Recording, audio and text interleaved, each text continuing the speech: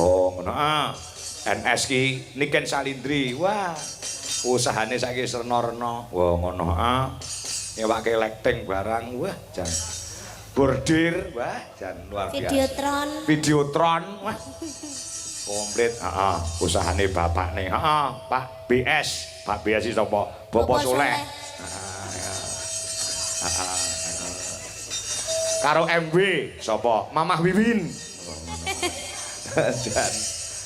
Ya, coba ngerti digoleki sektane notasine lagu Bungah karyane Genduk Niken Salindri sing diaransemen lagu Balungan karo Dwi Jolaras Indonesia.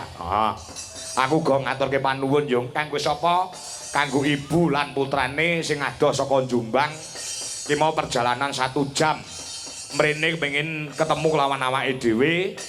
Mergo insyaallah bakal nanggap awake dhewe tanggal